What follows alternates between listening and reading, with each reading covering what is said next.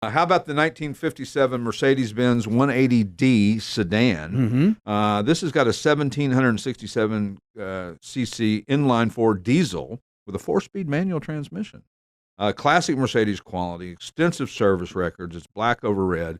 It is the prototypical Mercedes that you would remember from the 50s. You know, we didn't grow up.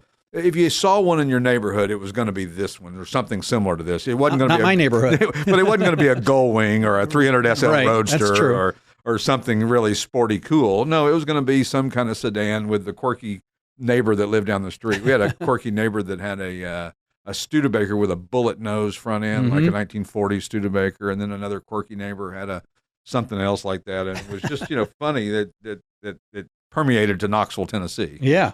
Which was, big on Oldsmobile and Buicks and Chryslers. And there's always that quirky neighbor. Yeah.